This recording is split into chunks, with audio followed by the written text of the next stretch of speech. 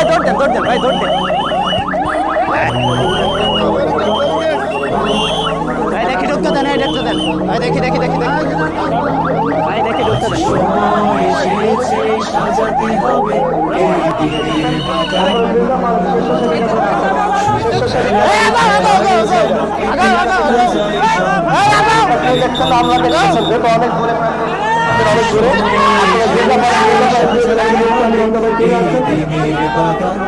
আস্তে আস্তে খেলায় খেলায় যেন কেটে না যায় সামনে তো সরেন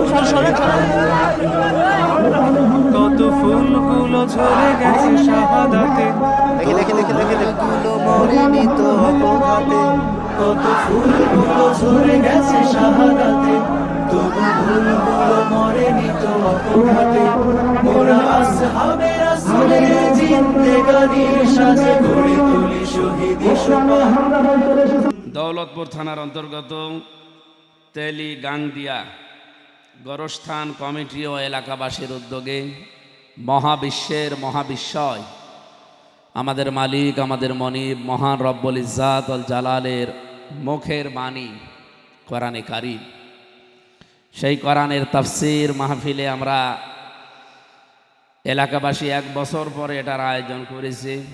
ষষ্ঠ বাৎসরিক ঐতিহাসিক মাহফিলের সম্মানিত সভাপতি হাজী আবুল খায়ের মাস্টার, সম্মানিত পরিচালক মাওলানা জাহাঙ্গীর আলম, এতক্ষণ যারা আলোচনা রাখলেন মাওলানা ইয়াসির আরাফাত, মাওলানা আলাউদ্দিন, কারি আব্দুর রহমান সহ সম্মানিত ওলামা ইকরাম, মঞ্চে বসা সম্মানিত ব্যক্তিবর্গ, সামনে বসা মুসলমান ভাইরা, পর্দার আড়ালের সম্মানিতা মা এবং বোনেরা, প্রশাসনের ভাইরা, প্রাণ প্রিয় কুষ্টিয়াবাসী, আল্লাহ রাব্বুল আলামিন বলেন ইন্নাহু লাকুরআনুন কারীমুন ফি কিতাবিম মাকনুন লা ইয়ামাসসুহু ইল্লাল মুতাহহারুন। সূরা ওয়াকিয়ার 77, 78, 79 নাম্বার আয়াতে আছে, 27 নাম্বার পারাতে পাবেন। আল্লাহ বলেন নিশ্চয় এই কোরআন সম্মানিত। এত সম্মান আল্লাহ কোরআনকে দিয়েছেন, এর সাথে যেই লাগে তার সম্মানও আল্লাহ বাড়িয়ে দেয়। এই যে কাঠের তৈরি করা টেবিল, এটা যদি কোরআন শরীফ না থাকতো এখানে অনেকে আমরা লাথিও দিতাম, পাড়াও দিতাম, কেউ বেয়াদব বলতো না। কিন্তু কোরআনে কারীম থাকার কারণে এর ওপরে এখন পা দেওয়া না, এর দিকেও পা দিয়ে তাকানো। এর দিকেও যদি পা দিয়ে কেউ দিয়ে রাখে, আমরা এখানে যারা আছি নামাজ না পড়তে পারি কিন্তু বলবো লোকটা বেয়াদব। কথা বলেন না কেন? কি সম্মান বাড়িয়ে দিয়েছেন এই কাঠের টেবিলের, আপনি বলেন। এই জন্য ইন্নাহু লাকুরআনুন কারীম, অবশ্যই এটা সম্মানিত কোরআন। যে যত বেশি কোরআনকে সম্মান দেবে আল্লাহ পাক এই পৃথিবীতে তার সম্মানও তত বেশি বাড়িয়ে দেবে। যত বেশি কোরআনওয়ালার পেছনে মানুষ লাগবে আল্লাহ পাক আবু জেহেলের মতো তাদেরকেও বসাবে। আবু জেহেলের বাড়ি আমি দেখেছি, ওটা এখন আন্তর্জাতিক টয়লেট। 16 সালে হজ করতে গিয়েছিলাম, 7 চক্কর দেওয়ার পরে কাবা শরীফে আমার ক্লান্ত লাগছিল, একটু উপরে গেলাম, সাফা মারোয়া 7 বার দৌড়াদৌড়ি করার পর এত বিশাল পথ, আপনি মনে করছেন একেবারে এখান থেকে ওই গাছ পর্যন্ত না, অনেক দূর, 3.5 কিলোমিটার প্রায় হাঁটা লাগে সব মিলে। ক্লান্ত শরীরে উপরে গেলাম, দেখছি পেটে মোচড় দিয়ে ব্যথা করছে। ওই দেশের এক পুলিশকে ডাক দিলাম, ইয়া সাদেক, হে বন্ধু। এতক্ষণ আমার কিন্তু ভালোই লাগছিল, শেষের দিকে এসে ক্লান্ত হয়ে পড়েছি। এখন হঠাৎ করে পেটে প্রচণ্ড ব্যথা করছে, কারণ কি? পুলিশ তার ভাষা দিয়ে আমাকে বলছে, ইয়া হাজি ওল হজ্জাত আইনা বিলাদুকা, ও হাজি দেশ কোথায়? যে তুমিন বাংলাদেশ। বাংলাদেশ থেকে এসেছি। আমার দিকে তাকিয়ে উনি বলছে, আপনি জানেন না এটা কোন জায়গা? না তো, আবু জেহেলের বাড়ি। আপনি এখনো পায়খানা না করে দাঁড়িয়ে আছেন, তাড়াতাড়ি করেন। পায়খানা করে দেখি আমার পেটের ব্যথা ভালো হয়ে গেছে।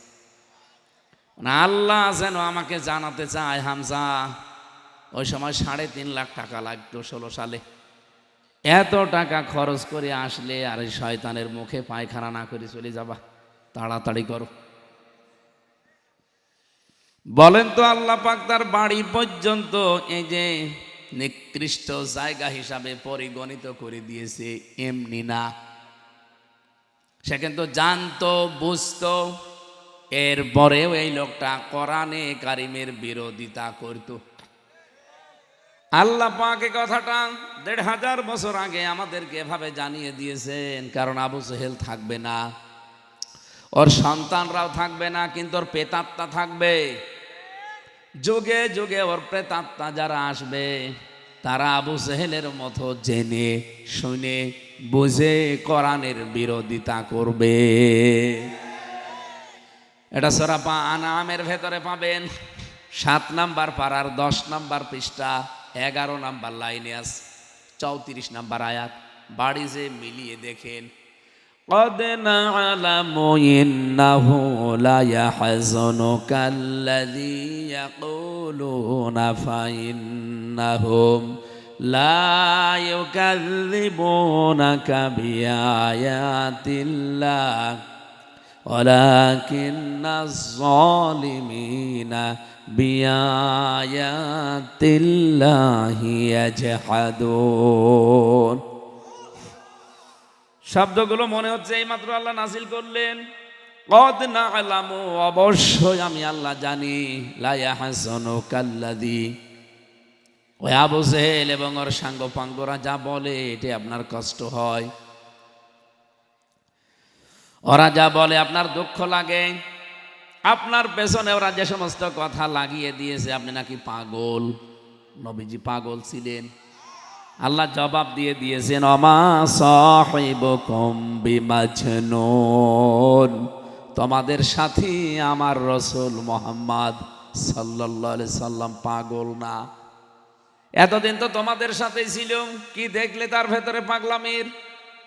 আমার কোরআনটা শুধু প্রচার করে, এজন্য আজ তার নামের শেষে কতগুলো ডিগ্রি তোমরা লাগিয়ে দিলে, কত লকব লাগিয়েছো যে আমার নবী নাকি মাজনুন, পাগল, কবি, গণক, এমনকি জাদুকার পর্যন্ত বলে। আমার মনে হচ্ছে 1500 বছর পর আজও অনেক আলেমের নামের শেষে আবু জেহেলের প্রেতাত্মা যারা আছে তারা এই শব্দগুলো এখন প্রয়োগ করছে। আমার নামে দিয়েছে আমি নাকি জাদু করি। এতগুলো মানুষ যে তাফসীর মাহফিলে আসে, এটা নাকি আমি জাদু করে নিয়ে আসি। আমি জাদু পাবো কোথায়? ওরা অনেকে বলে, এমন ভাবে সাজিয়ে কথা বলে, এ মনে হচ্ছে যে একেবারে সেই মনের কথাও বলে, তার মানে গণক হয়ে গেছে।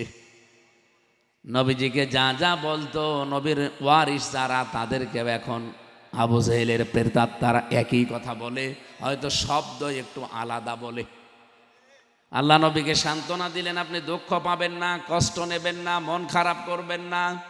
এ আবু জেহেল যেটা করছে আমি আল্লাহ তো জানি, ওর মনের খবর ও তো জেনে বুঝেই করছে। ওরা মূলত আপনাকে অস্বীকার করতে পারে না। ওয়ালাকিন্নাজ জালিমিনা বিআয়াতিল্লাহি ইয়াজহাদুন, বরং ওই মানুষগুলো আমার আল্লাহর আয়াতকে তারা অস্বীকার করছে। ওরা সরাসরি হয়তো বলছে না এদেশে যে আমরা কোরআন মানি না, কোরআন বিশ্বাস করি না, কোরআন তুলে দিতে চাই, কিন্তু এমন আচরণ করে যে এগুলো কোরআনের বিরুদ্ধে ডাইরেক্ট চলে যাচ্ছে। এই জন্য আয়াতের মাঝখানের শব্দ ফাইন্নাহুম লা ইউকাযযিবুনাকা, হে নবী আপনি দেখবেন তারা আপনাকে কিন্তু মিথ্যাবাদী বলতে পারে না, কারণ আপনার এই 63 বছরের জীবনে একটা মিথ্যা তারা আজও খুঁজে পায়নি। সুবহানাল্লাহ বলতে পারেন। আমি যখন কোরআনের উদ্ধৃতি দিয়ে কথা বলি, আমাকেও তারা সরাসরি মিথ্যাবাদী বলে না, ঘুরিয়ে পেঁচিয়ে ওই নামগুলো দেয় যে পাগলামি করে, পাগলের মতো কথা বলে। এর আগে জাহাঙ্গীরনগর বিশ্ববিদ্যালয় নিয়ে একটা তথ্য দিয়েছিলাম যে সেখানে অনেকে মদ খায়, আমাকে একেবারে তুলোধনা করে ছেড়ে দিলে উনি পাগল, মাথা খারাপ, ভার্সিটির ছেলে মেয়েরা কোনোদিন মদ খেতে পারে। অথচ এই যে কিছুদিন আগে ধরা খেয়েছে কত বোতল, 21 বোতল, তাও বিদেশি মদ। এটা এক হলেই যদি পাওয়া যায়, এক ঘরে এত, তাহলে পুরাটা এলাকা খুঁজলে আপনি একেবারে মদের কারখানা পেয়ে যাবেন। এটা 4 মাস আগে বলার পরে আমার বাড়িতে বিশ্ববিদ্যালয় কর্তৃপক্ষ নোটিশও পাঠিয়েছে যে জবাব দেওয়া লাগবে। সে সময় যেহেতু আমি নিজের দেখা, এই জন্যে জবাব তো ছিল না। এখন তো একেবারে হাতে নাতে ধরা খাচ্ছেন। এখন অনেকেই বলছে ওদের উচিত হামসার কাছে ক্ষমা চাওয়া। কথা বলছে না, হাতে নাতে ধরা খেয়ে গেছে, এখন আর কথা বলে না। ঠিক পৃথিবীর জালেম গুলো, আমির হামজা মিথ্যা কথা বলে, কোরআন দিয়ে জীবনেও বলতে পারবে না, কারণ এই কোরআনে মিথ্যা কোনো তথ্য আমার প্রবেশ করানো সম্ভব না, আমার বাবারও সম্ভব না। এর ভেতরে যদি মিথ্যা কোনো কথা আমি ঢুকিয়ে বলি এইটাও আল্লাহ বলেছে, আল্লাহর কসম আমি ধরা খেয়ে যাব। কিছুদিন আগে আবুল সরকার ধরা খেয়েছে, বলেছিল কুল আউযু বিরাব্বিন নাস, আল্লাহ নাচতে বলেছে, ধরা খায়নি। কোরআনের ভেতরে কোনো কথা আপনি চালিয়ে দেবেন আর ধরা খাবেন না, না, এরকম কোরআন আল্লাহ নাযিল করেননি। লা ইয়াতিহিল বাতিলু মিন বাইনি ইয়াদাইহি ওয়ালা মিন খালফি তানজিলুম মিন হাকিমিন হামিদ। বলেন আল্লাহু আকবার। এটা সূরা হামিম সেজদা 25 নম্বর পারার 20 নম্বর পৃষ্ঠার 5 নম্বর লাইনের 42 নম্বর আয়াতে আছে, তাফসিরে ইবনে কাসির। নাকি আরো দলিল দেওয়া লাগবে? কোরআন তো পড়তেই পারে না, ওর জন্য দলিল দিয়ে করব কি? যা দিয়েছি এই বেশি। রব্বুল আলামিন বলেন, এমন ভাবে কোরআনে কারিম আমি নাজিল করে হেফাজত করছি যে এর উপর থেকে নিচ থেকে ডান থেকে বাম থেকে কোনো মিথ্যা কোনো বাতিল প্রবেশ করতে পারছে না, পারবেও না। ইয়াতিহি, এটা মোজারে, বর্তমান ভবিষ্যৎ, প্রেজেন্ট ফিউচার, এ গ্যারান্টি দিয়েছেন কে? কতদিন? কিয়ামত পর্যন্ত। এমনকি কিয়ামতের পরেও কোরআন শরীফ থাকবে। কি কথা বলেন না কেন? কিয়ামতের পরে আমার আল্লাহ যে জান্নাতি মানুষদেরকে একটা অনুষ্ঠান করে সূরা ইয়াসিন শোনাবেন, ওখানে কোনো বাবার জীবনী শোনানো হবে না। কথা বলছে না কেন? কোনো নেতা নেত্রীর জীবনী ওখানে শোনানো হবে না, যে আমার নেতা আমার নেত্রী এই করেছে, না। ওখানে শোনানো হবে আমার আল্লাহর কোরআনের সূরা ইয়াসিন। ওটা পড়বে কে? বলেন বলেন। আল্লাহ পাক নিজে তেলাওয়াত করে আমাদেরকে শোনাবেন। ইয়াসিন ওয়াল কোরআনিল হাকীম। আমি তাফসীরে আয়াত পড়তে গিয়ে দেখলাম রব্বুল আলামিনের কণ্ঠে এক একটা আয়াত শুনতে জান্নাতের ওই পরিবেশে দুনিয়ার হিসাবে সময় লাগবে 50,000 বছর। আমরা দুনিয়ায় যেভাবে গণনা করি 1 2 3 4, এভাবে গণনা করলে 50,000 বছর গণতে যত সময় লাগে 50,000 সানা মিম্মা তাউদ্দুন। আল্লাহর কুদরতের ওই কণ্ঠে আমরা যদি ওখানে স্থান পেয়ে যাই, যদি জান্নাতের ওই পরিবেশে শ্রোতা হিসাবে আল্লাহ আমাদেরকে একটু বারান্দায় জায়গা দেয়, যদি আপনি শোনেন ওই দিন বিশ্বকারী আব্দুল বাসেতের মুখে কোরআন শুনলে মানুষ পাগল হয়ে যায়। এখন একজন খ্রিস্টান শিল্পী মুসলমান হয়েছে, ক্যার্স স্টিভেন, পপ সঙ্গীত শিল্পী, আমেরিকায় বাড়ি। এখন নাম রেখেছে ইউসুফ ইসলাম। আপনি ইন্টারনেটে দেখেন তার তেলাওয়াতের মান কি। আগে ওই কণ্ঠ দিয়ে গান বলতো, এখন ওইটা দিয়ে কোরআন পড়ে সেমিনারে। আমি মাঝে মাঝে কানের কাছে লাগিয়ে শুনলে মনে হয় আল্লাহ তোমার তৈরি করা কণ্ঠ এর, তাও তো দাউদ নবীর মতো না, তাও তো মোহাম্মদ রাসূলুল্লাহর কণ্ঠের মতো না। একটা সাধারণ মানুষ শিল্পী ছিল, ওই যে মাইকেল জ্যাকসনের মতো শিল্পী, হঠাৎ তাকে তুমি হেদায়েত দিয়ে ওই কণ্ঠ দিয়ে আগে গান বলতো, এখন ওইটা দিয়ে কোরআন পড়ে। এটাই যদি এত সুন্দর লাগে যে তোমার কণ্ঠ কত সুন্দর। মানুষ জান্নাতের নিয়ামতের কথা পর্যন্ত ভুলে যাবে। কুষ্টিয়াবাসী, আপনাদের সন্তান হিসাবে একটা দোয়া করছি, যারা আজকের এই মাহফিলে এসেছেন, বুঝে আসেন আর না বুঝে আসেন, আপনাদেরকে নিয়ে দোয়া করছি, আল্লাহ পাক যেন জান্নাতের ওই পরিবেশে শ্রোতা হিসাবে একটু জায়গা আমাদের করে দেন। যদিও শ্রোতা হওয়ার যোগ্যতা আমাদের অনেকের নেই, আছে বারান্দায় হলো একটু জায়গা যেন পাই। আল্লাহ পাক নিজেই সাত যেভাবে দেখি উনি আমাদের সামনে চলে আসবেন, মঞ্চে বসে উনি তেলাওয়াত করবেন, এক একটা আয়াতে জান্নাতের নিয়ামত ভুলিয়ে দেবে। 50,000 বছর পরে আল্লাহ একবার ডাক দেবেন, বান্দা এই এই নিয়ামত জান্নাতে ছিল, তারা বলবে আমাদের মনে নেই। আমার মাঝে মাঝে আয়াতের তাফসিরটা পড়লেই মনে হয়, আল্লাহ যদি আমি একটু স্থান পেতাম আমার জীবন ধন্য হয়ে যেত। নবীজিকে তারা মিথ্যাবাদী বলতে পারে নাই। আয়াতের শানে নজলে পড়ছিলাম, তাফসিরে ফি জিলালিল কোরআনে সাইয়্যিদ কুতুব রহমাতুল্লাহ আলাইহি লিখেছেন, আবু জেহেল তার এক মুরিদ, শাগরেদ, কর্মী, ওর নাম আখনাস ইবনে শুরাইক। লোকটাকে একবার একটা গোপন ঘরের ভেতরে সলা পরামর্শ চলছিল। আখনাস ডাক দিয়ে বলছে, নেতা, আব্দুল্লাহর পুত্র মোহাম্মদ যা বলে যা পড়ে এটা কি সত্য? নবীজি কি আবু জেহেল ডাক দিয়ে বলছে, হ্যাঁ এগুলো সব সত্য। আখনাস ডাক দিয়ে বলে, নেতা আপনি কি বললেন? এগুলো সব সত্য হয়, তা আপনি মানেন না কেন? আবু জেহেল ওই দিন একটা কথা বলেছিল, আজও এই যুগে যারা আবু জেহেল তারা ওই কথাটাই রিপিট করে। কি বলেছিল আবু জেহেল? আপনি আপনি কাছে তাফসীর নিয়ে আসেন, আপনাকে আমি পৃষ্ঠা নাম্বার দিয়ে দেখাবো। সূরা আনআমের এই আয়াতের তাফসীরের শানে নজলে পাবেন। যত তাফসীর আছে পৃথিবীতে এখন প্রায় 42টার উপরে তাফসীর পাওয়া যায়। আমার এই ছোট জীবনে আমি বহু তাফসীর দেখেছি, সব মুফাসসির এই আয়াতের শানে নজলে এইটা লিখেছেন। আবু জেহেল ওই দিন ডাক দিয়ে বলছে, এই আশপাশে কেউ নেই তো? বলছে না। ও বলেছে, আব্দুল্লাহর ছেলে মোহাম্মদের কথা সত্য, যদি আমি মেনেই নেই তাহলে কি আমার সিয়ার থাকে? আমি মানুষকে মানতেও দেই না, শুনতেও দেই না, কারণ মানুষ যদি শুনে বুঝে ফেলে যে মোহাম্মদ কি বলতে চায়, তাহলে তারা আমার সিয়ার রাখে, এই জন্যে তাদেরও বুঝতে দেই না। আবু জেহেল যে বিরোধিতা করেছিল, বুঝে শুনে না, না বুঝে না শুনে, প্রতিদিন গভীর রজনী পর্যন্ত নবীর বাড়ির পেছনে দাঁড়িয়ে শুনতো। কারণ নবীজির কণ্ঠ তো আপনারা টেরই পাচ্ছেন কেমন হতে পারে। এত সুন্দর কণ্ঠের তেলাওয়াত শুনে শুনে ওরে এই কর্মীকে বলছে, এই কারণেই তো তুই কর্মী আর আমি নেতা। ওর কথা যদি আমি মেনে নেই তো আমার সিয়ার থাকবে?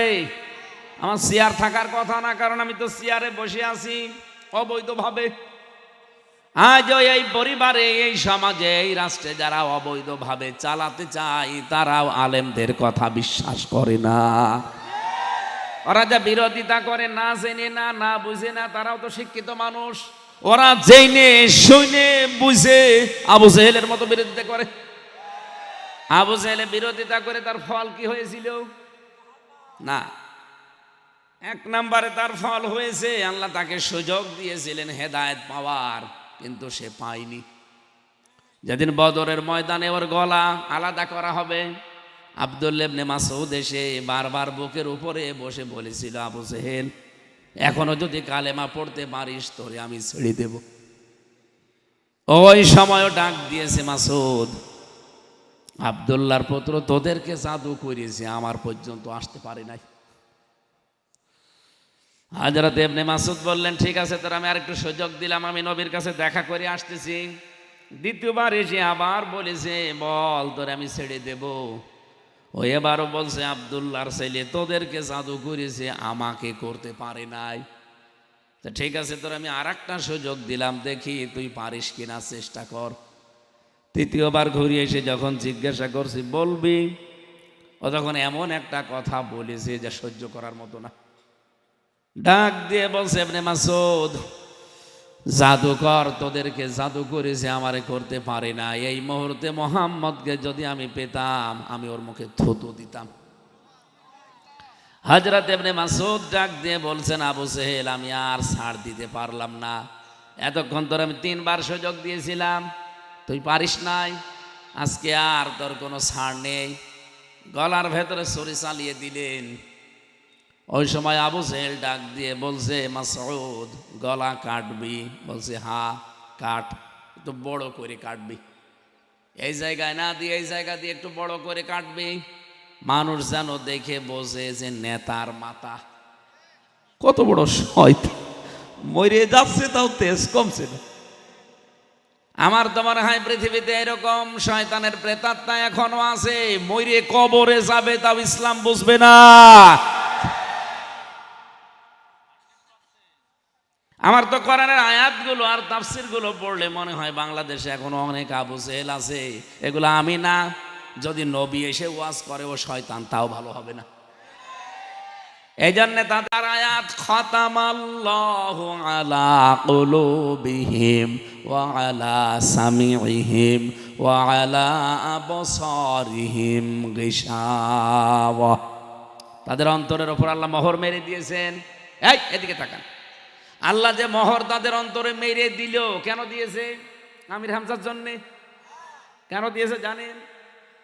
আল্লাহ নিজে জবাব দিয়েছেন সূরা ইউনূস 11 নম্বর পারা 19 নম্বর পৃষ্ঠার 4 নম্বর লাইনের 99 নম্বর আয়াতের শেষের দিকে আছে, ওয়ায়াজআলুর রিজসা আলাল্লাযীনা লা ইয়াকিলুন। আল্লাহ পাক বলেন, তাদের যে মোহর মেরে দিলাম কেন জানো? কারণ যাদের বিবেক আছে, যাদের বুদ্ধি দিয়েছি, যাদের আকল আছে, জ্ঞান আছে, কমন সেন্স আছে, এটা থাকার পরও দুনিয়ায় যারা কাজে লাগায় না, এই বিবেকটা কাজে লাগায় না, বুদ্ধিটা কাজে লাগায় না, তখন তাদের ওপরে আমি আল্লাহ ভুল সিদ্ধান্ত চাপিয়ে দেই। আজ বাংলাদেশে যারা সত্যি কোরআনের বিরোধিতা করছে, আলেমদের বিরুদ্ধে লেগেছে, তারা তাদের বিবেককে কাজে লাগায় না, এজন্য আল্লাহ ভুল জিনিস চাপিয়ে দিয়েছে। তাদের হেদায়েত বন্ধ, হেদায়েত তারা পাবে না, কারণ নিজেরা তাদের পথ তারা নষ্ট করে ফেলেছে। কুষ্টিয়াবাসী অনেক ভালোবাসি, 64 জেলার ভেতরে কুষ্টিয়ার মানুষকে। এখানে আমার জন্ম হওয়ার কারণে অনেক আবেগ নিয়ে বলছি, পাগলামি করা যাবে না। আলেমরা তার বাবার কথা বানিয়ে বলে না, বললেও সে আলেম ধরা খেয়ে যাবে। এই জন্য কোরআন যখন প্রচার করতে এসেছি, সত্যি আমি মন থেকে কথা বলছি। আসেন, ফিরে আসেন, আবু সেহেলের মধ্যে জেনে বুঝে ভুল করেন না। যদি সত্যি জেনে বুঝে আপনিও ভুল করেন, আপনি তো জানেন আমি তো জেনে বুঝে ভুল করছি। আপনি তো পাগল না, মাতাল না যে আপনার কমন সেন্স নেই। পাগল হলে, মাতাল হলে তারে আল্লাহ মাফ করে দেবে, কারণ তার কোনো বিচার নেই। আপনি তো পাগলও না, মাতালও না, আপনাকে আল্লাহ মাফ করার কোনো পদ্ধতি নেই, কারণ আপনার বিবেক আল্লাহ দিয়েছে, আপনি কাজে লাগাননি। দুনিয়ার সব বোঝেন, কোরআন বোঝার চেষ্টা করেন না। কথা বলেন না কেন? আমি আশা করি আপনি বুঝে ফেলেছেন। এরপরেও যদি কেউ না বোঝার ভান করে থাকেন, এদিকে আসেন, আসেন।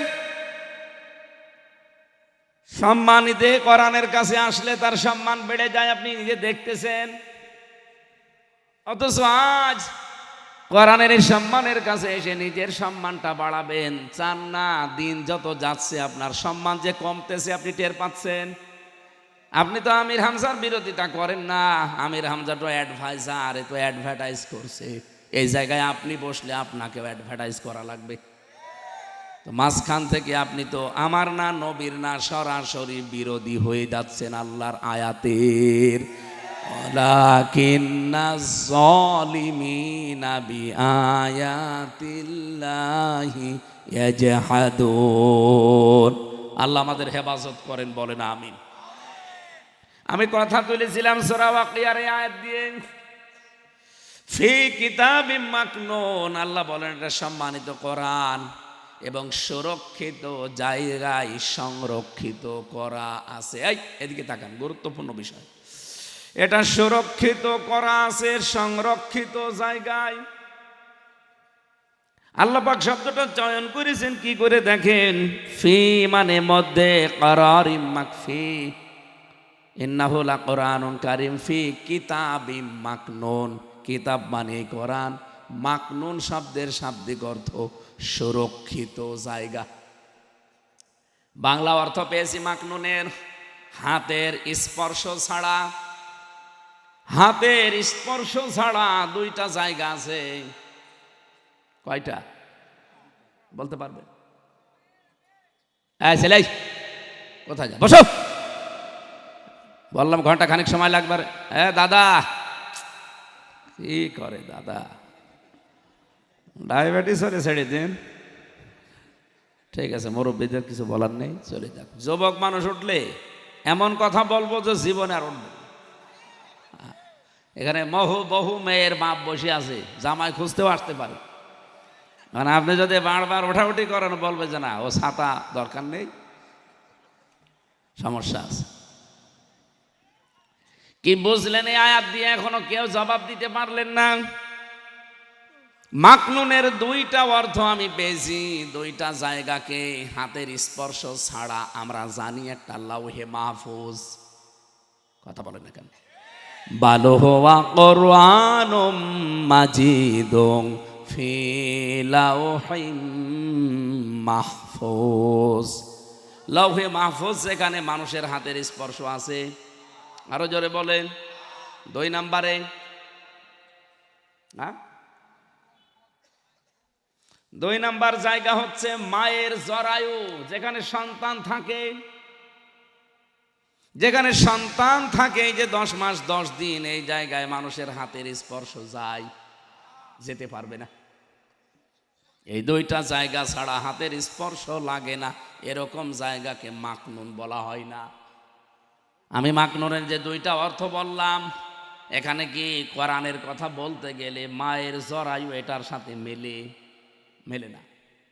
এটা মিলতে পারে কোনটার সাথে? লাউহে মাহফুজ। এই জবাব দিলেন না? এটা ক্লাস চলছে, ছাত্রের মতো একেবারে শুনতে হবে। এটা যেহেতু মায়ের জরায়ুর সাথে মেলে না, কারণ এই আলোচনা এখানে আল্লাহ করেননি, কোরআনের ব্যাপারে কথা বলছেন। তাহলে এটা 2 নম্বর অর্থ যেটা বললাম, ওইটা কোনটা? আরো জোরে বলেন। এটা যে লৌহে মাহফুজের সাথে সম্পৃক্ত। এর পরের আয়াতে দেখেন, লা ইয়ামাসসুহু ইল্লাল মুতাহহারুন, ওটা স্পর্শ করে না পুত পবিত্র ফেরেশতারা ছাড়া। এবার আসেন তো, এখানে মুতাহহারুন শব্দের অর্থ কয়টা? আমি তাফসীর পড়তে গিয়ে প্রায় 13টা অর্থ পেয়েছি একটা তাফসীরে। তার ভেতরে অন্যতম হচ্ছে 2টা, একটা নিষ্পাপ আর একটা পবিত্র। মুতাহহারুন মানে পবিত্রতা, 2 নম্বরে নিষ্পাপ। আমার প্রশ্ন হচ্ছে, আল্লাহর ফেরেশতা আল্লাহ যা বানিয়েছেন, 1 নম্বরে তারা নিষ্পাপ, বলেন না কেন? 2 নম্বরে তারা পবিত্র, কথা বলেন। কারণ তাদের বিয়ে শাদী আছে, পোশাক পায়খানা আছে, খাওয়া দাওয়া আছে। তারা একদিকে পবিত্র আর একদিকে। তাহলে এই মুতাহহারুন শব্দ দিয়ে তো দুনিয়ায় আমরা না, এটা তো আল্লাহ বোঝাতে চেয়েছেন ফেরেশতাদেরকে, যে লাউহে মাহফুজে যে কোরআন আছে, ওইটা ফেরেশতারা ছাড়া, যারা পুত পবিত্র, যারা নিষ্পাপ, এরা ছাড়া কেউ স্পর্শ করে না। আপনি ওই জায়গার অর্থ এখানে এই দুনিয়ায় লাগিয়ে দিলেন কোন কারণে? এটা যে আরো অথেন্টিক, তার পরের আয়াতে আল্লাহ আরো বেশি জবাব দিয়েছেন, তানজিলুম মির রাব্বিল আলামিন। এই কোরআন নাজিল হয়েছে মহান রব্বুল আলামিন তার পক্ষ থেকে। আমি কি কথা বলতে চেয়েছি আপনারা এখনো মনে হয় টের পাননি? একটা হিন্দু, একজন খ্রিস্টান এসে আপনাকে বলছে আমি মুসলমান হব না, কিন্তু কোরআন পড়তে চাই, কোরআন বুঝতে চাই, তার কি অধিকার নেই? আরো জোরে বলেন। আমি যে প্রশ্ন এ পর্যন্ত করার পরে বললাম, তাহলে কোরআন সে যদি চায় আপনি দিতে পারবেন? জবাব দিলেন না।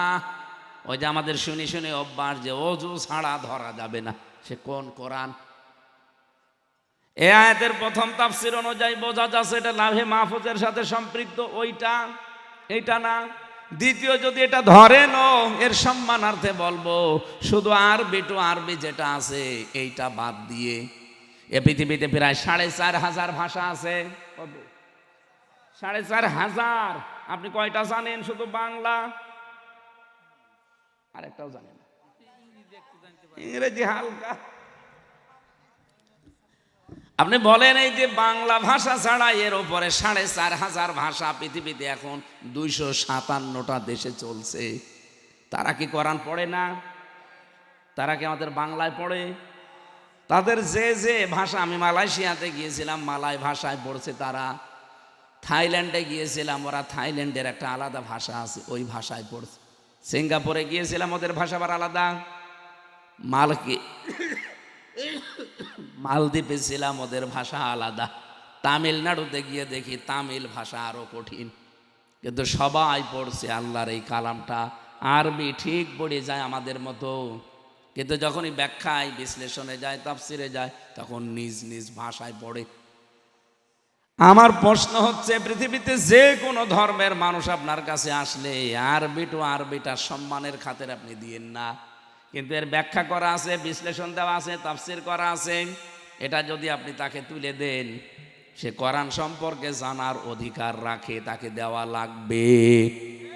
ওইটা ধরতে হলে আর ওযু করার দরকার নেই, পবিত্রতা হওয়ার দরকার নেই।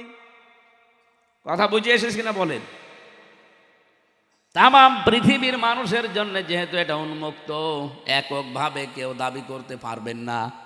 এমনকি বাংলাদেশে আমরা যত দলের লোক আছি, প্রায় 73টা দল, কোন দল কি বলতে পারবে কোরআন আমাদের জন্যে? না। হ্যাঁ, এ কথা বলা যায় যে আমরা কোরআনের খাদেম। কি কথা বলেন? আমরা কোরআনের কামলা। কামলা বলে তো নাকি?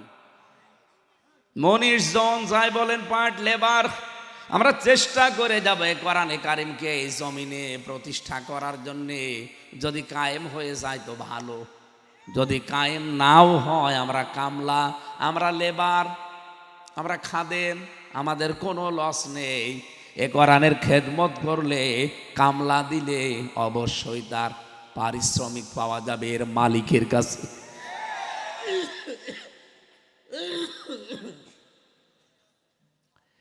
আমরা জানি কোরআন যেহেতু নাজিল হয়েছে তানজিলুম মির রাব্বিল আলামিন, মহান রব্বুল আলামিনের কাছ থেকে, সুতরাং ওনার কাছ থেকে আসা এই কিতাবের পক্ষে যদি আপনি থাকেন, দুনিয়ায় যদি পারিশ্রমিক কিছু নাও পান, মাস্ট বি আপনি মরণের সময় পারিশ্রমিক পাবেন। মরণের সময় আপনার ঈমানটা আল্লাহ যদি নসিব করে দেয়, এর পরবর্তীতে যে সুখ শুরু হবে, ও সুখ আর কোনোদিন শেষ হবে না। আল্লাহ আমাদেরকে দল মত নির্বিশেষে এখানে নিয়ে এসেছেন কোরআনে কারিম শোনার জন্যে।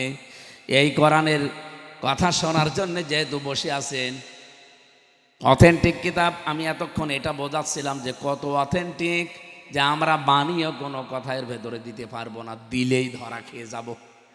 নবী পর্যন্ত বানিয়ে বলতে পারেন নাই, নবীকে আল্লাহ হুঁশিয়ারি দিয়েছেন, লাখাদনা মিনহু বিল ইয়ামিন সুম্মা লাকাতানা মিনহুল ওয়াতিন।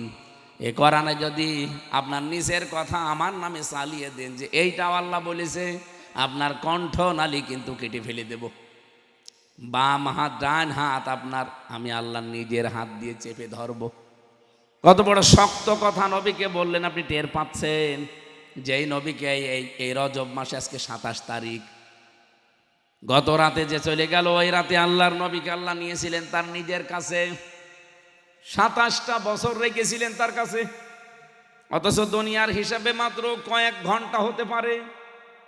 কোরআনে কারিমের যে আয়াত অনুযায়ী আমরা বুঝি, সুবহানাল্লাযী আসরা বিআবদিহি লাইলাম মিনাল মাসজিদিল হারাম। এই আয়াতের তাফসীর পড়তে গিয়ে এই যে আসরা শব্দের শাব্দিক অর্থ হচ্ছে রাতের কিছু অংশ। আমি আমার হাবিবকে সফর করিয়েছিলাম, এইটা অর্থ আসে। অথচ ব্যাখ্যায় পড়তে গিয়ে দেখি বিশ্ব নবীকে আল্লাহ সফরের দূরত্ব সময় লাগিয়েছেন 27 বছর। কত? 27 বছরে কি এক রাতের কিছু অংশ হয়? তাহলে কোরআনের এই আয়াত ভুল। এই না মানে মাথায় তো ধরছে না। বিজ্ঞান আজ পর্যন্ত 1500 বছর গবেষণা চালাচ্ছে, কত বিজ্ঞানী মরে গেছে, কিন্তু এই মেরাজের ঘটনার কোল কিনারা পায়নি। আমরা তো ছোট মানুষ, আমাদের মাথায় ধরবে না। আলোক বর্ষর হিসাব করলে, এই আসমানের যে দূরত্ব হিসাব করলে মাথা খারাপ হয়ে যাবে। আমি একটা তথ্য পেয়েছিলাম, বিজ্ঞান জানাচ্ছে যে প্রথম আসমান থেকে যে মাটি, এখান থেকে আসমানের দূরত্ব 500 বছরের রাস্তা। এরপরে যে আছে উপরে যে আসমানটা মোটা বা পুরু, এটা আবার 500 বছরের রাস্তা। এরপরে আবার ফাঁকা জায়গা এরকম, ওটা আবার 500 বছরের রাস্তা। এভাবে 7 তবক আসমান, এক একটা যদি 500 বছরের হয় আর পুরা হয় 500 বছর, তাহলে 14 5 কত হয়? এত 70,000 বছরের রাস্তা পার হয়ে তারপরে আল্লাহর আরশ মহল্লা। এরপরে আরো 2টা জায়গা পার হয়ে আরশ মহল্লা। একটা হচ্ছে সিদরাতুল মুনতাহা। সিদরাতুন মানে কুল গাছ, বড়ই গাছ, মুনতাহা মানে শেষ ঠিকানা। এখানে জিবরাইল ওই পর্যন্ত যে নবীকে ছেড়ে দিয়েছিলেন, ওরপরে আর একটা জান আসে, তার নাম রফ রফ। ওটা করে আল্লাহ পাক তার একেবারে আরশে নিয়ে কিছু হাদিয়া তোফার কথা বলছিলেন, যে আপনাকে আমি এত উপরে নিয়ে আসলাম, এত উপরে পর্যন্ত দুনিয়ায় কাউকে নিয়ে আসিনি, আপনাকে নিয়ে এসেছি। তে আপনি যেহেতু আমার হাবিব, হাবিব মানে বন্ধু, হাবিব মানে এ পৃথিবীতে কোনো মানুষকে আল্লাহ হাবিব বলে ডাক দেয়নি, শুধু বিশ্ব নবীকে হাবিব বলেছেন। হাবিব শব্দের অর্থ পেয়েছি আমি বন্ধুর 33টা।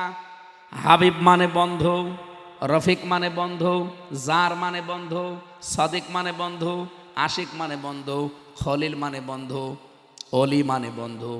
এভাবে বন্ধু পড়তে পড়তে 33টা পেয়েছিলাম। এতগুলো বন্ধুর আরবি থাকার পরেও আমাদের নবী মোহাম্মদ রাসূলুল্লাহকে আল্লাহ কেন হাবিব বললেন আপনি জানেন? জানেন না? না, সবচেয়ে প্রিয় শব্দ তো বাংলা অর্থ কেন বললেন এই হাবিব শব্দটা? আমি ব্যাখ্যায় পড়ে দেখেছি, এই পৃথিবীতে আল্লাহ পাক যা করেছে আমাদের নবী মোহাম্মদ রাসূলুল্লাহর সন্তুষ্টির জন্য করেছে।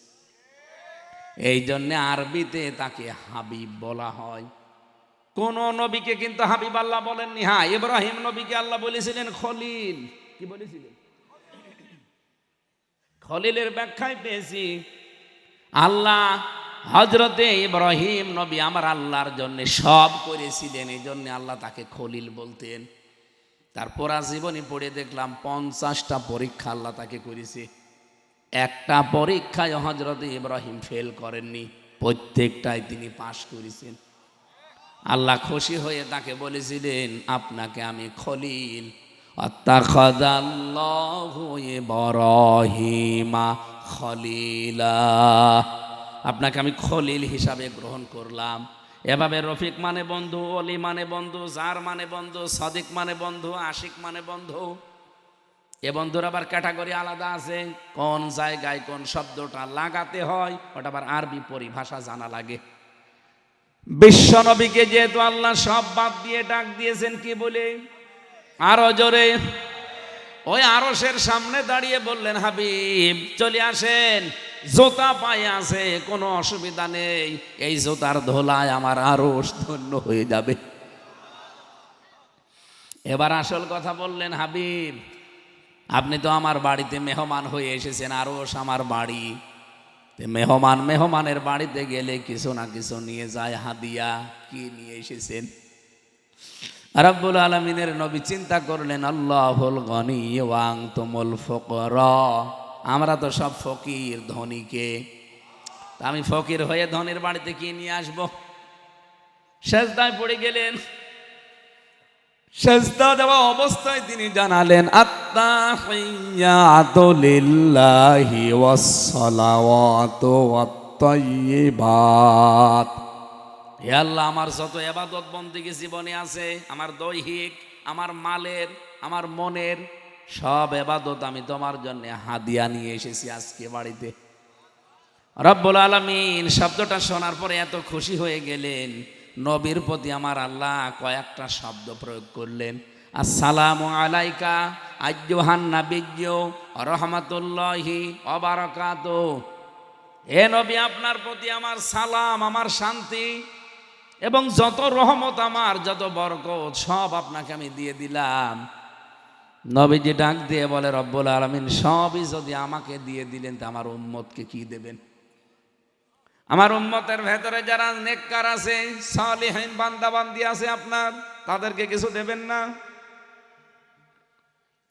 আল্লাহ পাক ওই সময় এই শব্দটা বলেছিলেন, আসসালামু আলাইনা ওয়া আলা ইবাদিল্লাহিস সালিহিন।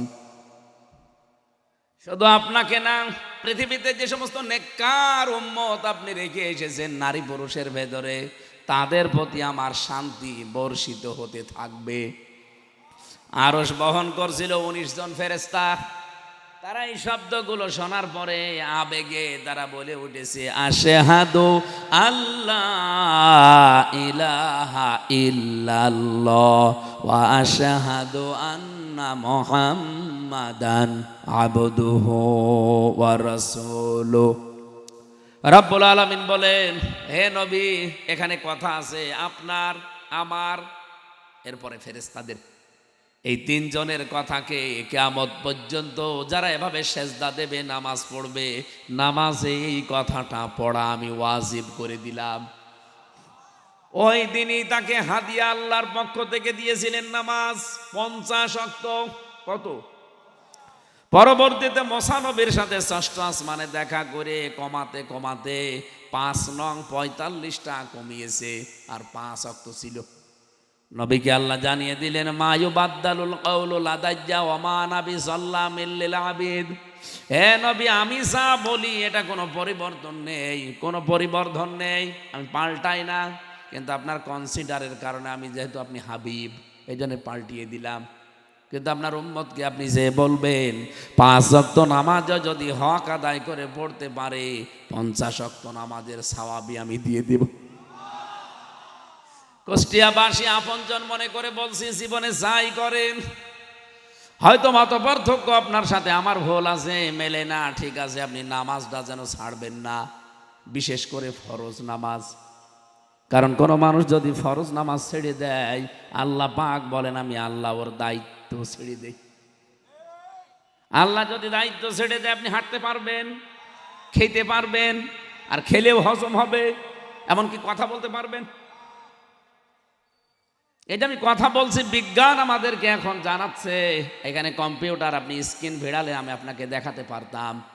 বিজ্ঞান এখন জানাচ্ছে যে কথা বলি আমরা, এক একটা কথা তৈরি হয় এই কণ্ঠের ভেতরে 27টা স্তর পার করে একটা কথা তৈরি হয়। 27টা স্তর পরে ধাক্কা লাগে, ধাক্কা লাগে, ধাক্কা লাগে, এরপরে কথাটা বের হয় আমার মুখ দিয়ে।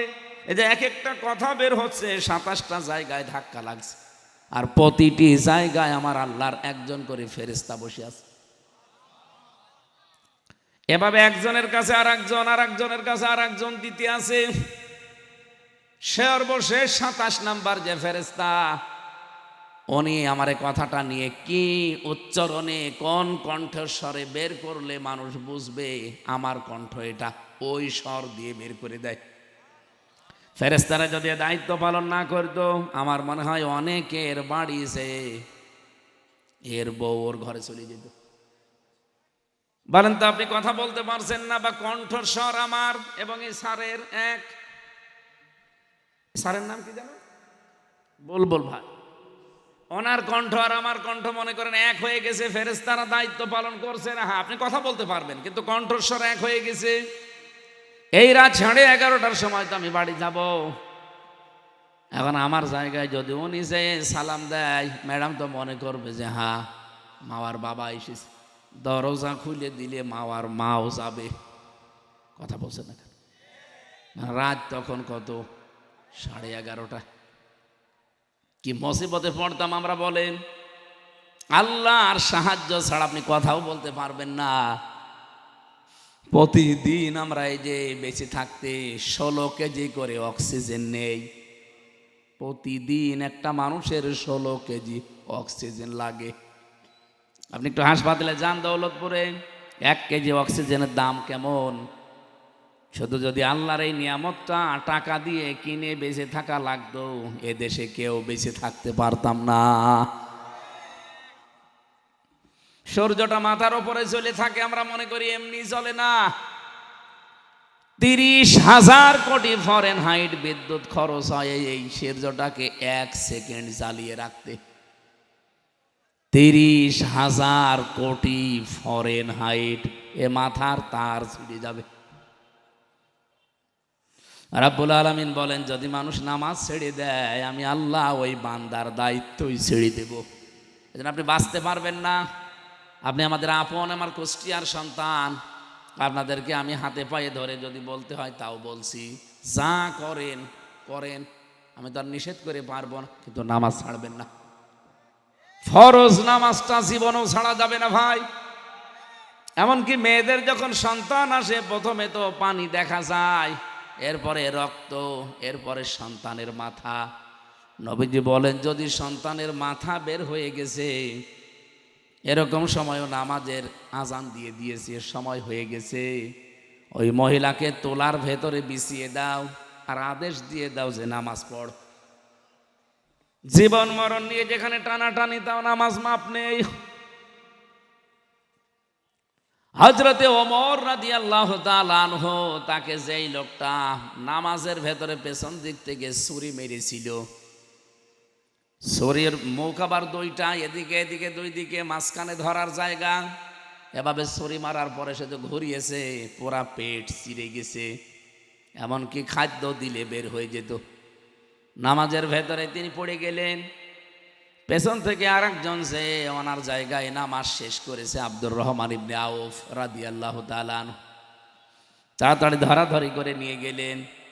ডাক্তার, কবিরাজ যা আছে সব দেখানো শেষ, কিন্তু খাবার দিলেই ওই জায়গা দিয়ে বের হয়ে যায়। হোশ ফিরছিল না। যখনই হোশ ফিরেছে, হোশ ফেরার পরেই তিনি ডাক দিলেন, নবীর সাহাবীরা, আমার ইমামতিতে যে নামাজ চলছিল, ওই নামাজের খবর কি? ওই নামাজ কি শেষ হয়েছিল নাকি ওই অবস্থায় আছে? সাহাবায়ে কেরাম ডাক দিয়ে বললেন, খলিফা আপনি কথা বলবেন না, ডাক্তারের নিষেধ। আপনার নেতৃত্বে যে নামাজ আরম্ভ হয়েছিল, ওই নামাজ আমরা কমপ্লিট করেছি। নামাজে জীবনের চাইতেও নামাজ দামি সাহাবায়ে কেরামের কাছে ছিল। এরকম গুরুত্ব দিয়ে যদি নামাজকে আপনি এই দেশে পড়তে পারেন, 50 ওয়াক্ত নামাজের সওয়াব প্রতিদিন আল্লাহ দিবেন। 2 নম্বরে আল্লাহ পাক ওই দিন তাকে আরেকটা হাদিয়া দিয়েছিলেন। ডাক দিয়ে বললেন, আপনি দুনিয়াতে আপনার উম্মতদেরকে বলবেন তারা যেন শিরিক না করে। শিরিক মুক্ত জীবন যদি আপনার উম্মতের নারী পুরুষেরা গঠন করতে পারে, আমি আল্লাহ আজকে আপনাকে এই হাদিয়ার মাধ্যমে গ্যারান্টি দিলাম যে তাদের মাফ করে দেব। কি মুক্ত? আরো জোরে আরেকবার বলেন। শিরিক মুক্ত জীবন যদি কেউ তৈরি করতে পারেন, তার জন্য আল্লাহর হাদিয়া এই মেরাজে, এই সবে বরাতে, এর সবে কি? সবে মেরাজে, যে আল্লাহ আপনাকে মাফ করে দেবে, আপনার যাই করেন। এখন অনেকে আনন্দে আছে, এই তো আমি তো শিরিক তো করি, আমার মুসলমান, আমি তো আর মূর্তি পূজা করি না। আরে ভাই, শুধু মূর্তি পূজা করলে মানুষ শিরিক করে? আমি কি এটা 1 লাইন বলবো? আবার নিজের দিকে টেনে নিয়েন না। আল্লাহ যেটা পারে ওইটা অন্য কেউ পারে, এই বিশ্বাস করার নাম শিরিক। আর শিরিক যে করে সে মুশরিক। আপনারা যদি সত্যিই বলেন যে হ্যাঁ আমরা এই পয়েন্টটা জানতে চাই, আমি আরো 2 লাইন বলবো। শিরিকের যে প্রকারভেদ পড়েছি তাফসিরে, সব বলতে গেলে এরকম 5 রাত লাগবে। শিরিক বিল জাত, শিরিক বিল সিফাত, শিরিক বিল ইখতিয়ারা, শিরিক বিল হুকুক। এটা আবার এক একটা 4 প্রকার করে, 4 4 16 প্রকার। ওটা আবার প্রকারভেদ আছে। এভাবে আমি 120 প্রকার পর্যন্ত তাফসির থেকে নোট করেছি। শুধু শিন র কাফ এই শিরিক শব্দটাই 120 প্রকার। একটা একটা করে আমি কয়েকটা প্রকার শুধু একটু শিক্ষার জন্য বলতে চাই, কারণ আমাদের জীবনে আর যাই থাক যেন শিরিক না থাকে। শিরিক মিশ্রিত আমল নিয়ে গেলে আপনি ধরা খাবেন। অকদিমনা ইলা মা আমিলু মিন আমালিন ফাজআলনাহু হাবাআম মানসুরা। সূরা ফুরকানের 23 নম্বর আয়াতে আছে, আল্লাহ যখন এই মানুষটার আমল নামা দেখবে, মাস্টার সাহেবের যদি শিরিক পায়, আল্লাহ বলেন ওর মুখের ওপরে ধুলি কণার মতো নিক্ষেপ করব। বলেন নাউজুবিল্লাহ। কিন্তু শিরিক না পেলে আল্লাহ একটু দেখবে। আমি আবার বলছি, ইন্নাহু মাইয়ুশরিক বিল্লাহ ফাকাদ হারামাল্লাহু আলাইহিল জান্নাহ ওয়া মাওয়াহুন নার। আল্লাহ বলেন কোন মানুষ যদি শিরিক করে, আমি আল্লাহ তার প্রথম শাস্তি দেব যে জান্নাত হারাম, জাহান্নাম ওয়াজিব। এ মানুষের জীবনে আর কি থাকে? জান্নাত আল্লাহ হারাম করে দেবে, জাহান্নাম ওয়াজিব হয়ে যাবে। ওয়ামালিজ জালিমিনা মিন আনসার, কোনো সাহায্যকারী আপনি পাবেন না। দুনিয়ায় বিপদে পড়লে তো অনেক সাহায্য আসে, কিন্তু শিরিক মিশ্রিত আমল নিয়ে গেলে কিয়ামতে কেউ সাহায্যও করবে না। এটা সবার জন্য এটা দরকার। আমি আবার বলতে চাই, ইন্নাল্লাহা লা ইয়াগফিরু আন ইউশরাকা বিহি ওয়া ইয়াগফিরু মা দুনা যালিকা লিমান ইয়াশা। সূরা নিসার 48 নম্বর আয়াত, 116 নম্বর আয়াত, দুই জায়গায় আছে। আল্লাহ বলেন সব মাফ করে দেব যা করবি, কিন্তু শিরিক মাফ হবে না। শিরিক যদি মাফ করতে চাও, তাহলে এই মুহূর্তে খালেস তাওবা করে ফিরে আসা লাগবে। ওই দিন নবীকে আল্লাহ একটা ওহী দিয়েছিলেন, এটা সূরা জুমারের 65 নম্বর আয়াতে পাবেন। ওয়ালাকাদ উহিয়া ইলাইকা ওয়া ইলাল্লাযীনা মিন ক্বাবলিকা লাইন আশরাকতা লা ইয়াহবাতান্না আমালুকা ওয়া লা তাকুনান্না মিনাল খাসিরিন।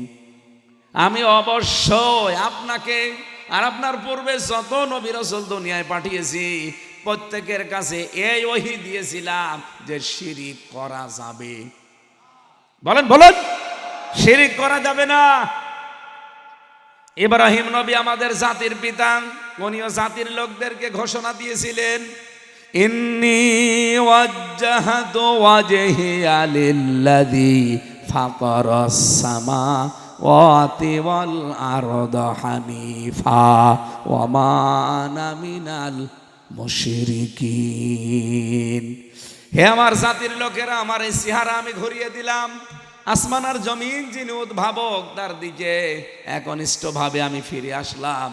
জাতির লোকেরা আজকে জেনে রাখো, আমি কিন্তু মুশরিক না। শিরিক করলে মানুষ কি হয়? আরো জোরে। আমাদের জাতির পিতা সহ যত নবী দুনিয়ায় এসেছেন, প্রত্যেকটা নবী তার উম্মতের কাছে এই ঘোষণা দিয়েছে যে আমরা কিন্তু শিরিক করি না। শিরিক আমরা করি না, শিরিক আমরা উম্মতদেরকে করতেও দেব না। আপনি ইব্রাহিম নবী জাতির পিতা শিরিকে বাধা দিতে গিয়ে তিনি বাধা পেয়েছেন না পাননি? এই কথা বলা লাগবে। শিরিক করতো জাতির লোকেরা, মূর্তি বানিয়ে, ওনার বাবা পর্যন্ত মূর্তি বানাতো। সেখানে বাধা দিতে গিয়ে তিনি দেশ পর্যন্ত ত্যাগ করেছিলেন, এমনকি বাড়ি ছাড়া হয়েছেন, সমাজ ছাড়া হয়েছেন, রাষ্ট্র ছাড়া হয়েছেন, এমনকি উনি আগুনের ভেতরেও পড়েছেন। তারপরে উনি বাদ দিয়েছেন কাজ। আরো জোরে বলেন।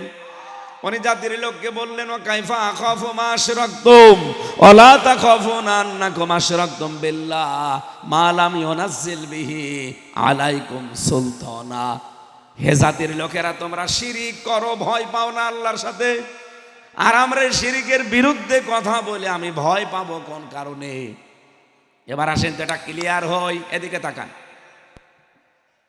জাতির লোকদেরকে তিনি দাঁড়িয়ে বললেন, জাতির লোকেরা, আমি কেমন করে ভয় পাবো? তোমরা শিরিক করো, আল্লাহর সাথে ভয় পাও না, আর আমি তোমাদেরকে ভয় পাবো আল্লাহর সাথে শিরিকের বিরুদ্ধে কথা বলার কারণে? জীবনেও না। অথচ তোমাদের পক্ষে কোনো দলিল নেই, কোনো বিধান নেই, আর আমি যা বলি আমার পক্ষে আল্লাহর দলিল আছে না নেই? আমি এতক্ষণ যেটা বলতে চেয়েছি এখনো বলিনি, আর আমি মনে হয় বলবো না। হ্যাঁ না বলেন, বুঝবেন আপনারা? হ্যাঁ বুঝবেন। হাদিয়া পেয়েছিলে এই সবে মেরাজে, যেটা 2 নাম্বার, তার নাম শিরিক মুক্ত জীবন গঠন করতে বলবেন উম্মতদেরকে। আমি আল্লাহ গ্যারান্টি দিলাম মাফ করে দেব। এক কথায় বলছিলাম কি, আল্লাহ যেটা পারে ওইটা অন্য কেউ পারে, এই বিশ্বাস করার নাম। আরো জোরে, আরো জোরে বলেন তো, এই পৃথিবীতে এই যে ছেলে মেয়ে আমাদের হয়, এটা দিতে পারে কোন বাবাই পারে? হ্যাঁ, বাবাই পারে। কি করে? বাবার মা শুধু বিছানায় থাকে, এইটাই শেষ। কত বাবা মাই তো বিছানায় থাকে, কই তাদের তো আল্লাহ সন্তান দেয় না। কারণ এই বাবা মার কোনো দায়িত্ব নেই সন্তান তৈরি করা, এটার পুরা দায়িত্ব কার?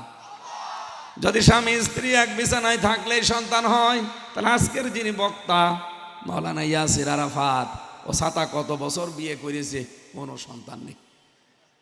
কত দোয়া চাই, কত ডাক্তার দেখাচ্ছে, কোনো কিছু নেই। আর মানে হবে কিনা আল্লাহ জানে। এই যে বড় বড় অনুমতি লাগে না দ্বিতীয় বিয়ে করতে হলে, এটা আদালত রায় দিয়েছে না? হুজুর কিন্তু খুব খুশি, আমারে মেসেজ দিয়েছে যে আর আদালতের বড় বড় অনুমতি লাগবে না, আদালত রায় দিয়েছে। তার মানে আমার মনে হয় ও এরকম কিছু করবে। করলেও ভালো, কারণ প্রথম বউ যদি ছেলে মেয়ে নাই হয়, তো সাধারণ মাল মশলা চা ও করবে কি? ও এত টাকা পয়সা কামাই করেছে, ও করবে কি?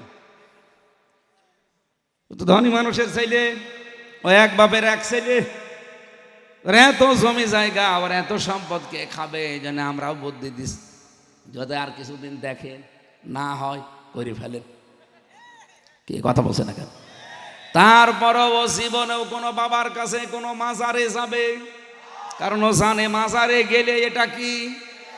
আরো জোরে, কত মানুষ কত চিন্তা পীরের কাছে যে বলছে বাবা আপনি ছাড়া আমার কেউ নেই। এক বাড়িতে মাহফিল করে বাড়িওয়ালা এসে বলছে হুজুরে আপেল পড়িয়ে দেন। আপেল? আমি তো সূরা ফাতিহা ছাড়া কিছু পড়ি না, সূরা ফাতিহা পড়ে ফু দিলাম।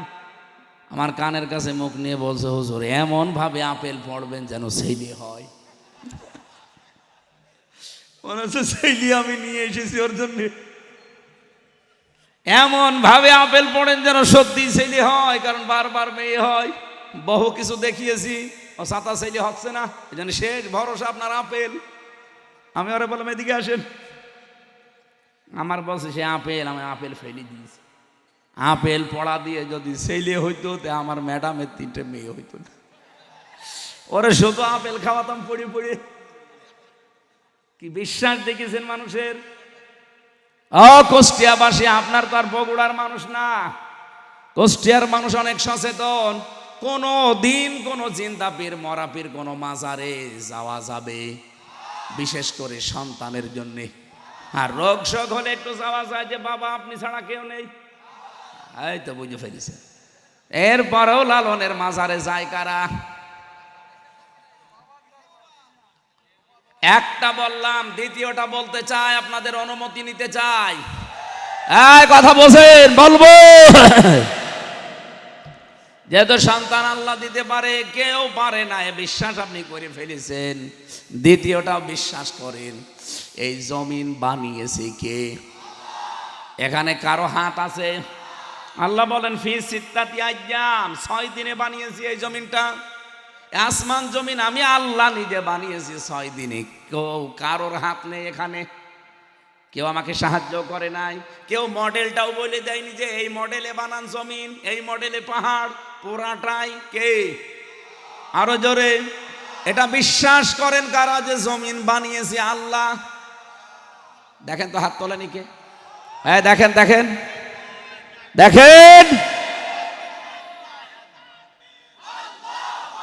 ঠিক আছে, আলহামদুলিল্লাহ। এবার আমি নির্ভয়ে বলতে পারি আলহামদুলিল্লাহ। ভাই না, আমার মনে হয় পরেরটা বলা ঠিক হবে না। যারা হাত তুলেছেন তারা বলছেন তো জমিন বানিয়েছে আল্লাহ, আর এই কোরআনে আল্লাহ 918 জায়গায় এই কথাটা দিয়েছেন, ডাইরেক্ট ইনডাইরেক্ট। আলা লাহুল খালাকু ওয়াল আমরু তাবারাকাল্লাহু রাব্বুল আলামিন। আল্লাহ পাক বলেন এই জমিন বানিয়েছি আমি, এখানে আইনও চলবে আমার। আর আমি এইটা চাই, আপনি চান না? এ জমিন যার, আইন চলবে তার। এ 54 বছর আমরা এটা দেখিনি। এবার যদি কেউ বাধা হয়ে দাঁড়ান, তার কিন্তু খবর আছে। আমরা আর মানুষের তৈরি করা আইনে জমিনে চলতে দিতে চাই না, দেখতেও চাই না। কারণ মানুষের তৈরি করা আইন মানেই বৈষম্য। আমার আল্লাহ কি বৈষম্য করে? পক্ষপাতিত্ব করে? নিজের দিকে টেনে বলে? সুতরাং জমিন যার, আইন চলবে তার। এই জায়গায় জমিন আল্লাহর আপনি বিশ্বাস করেন, কিন্তু আইন চলবে ব্রিটিশের, আইন চলবে ভারতের, আইন চলবে আমেরিকার। এইটাই আল্লাহর আইনের সাথে শিরিক। এই শিরিক করছেন কারা কারা? হাত তোলেন তো।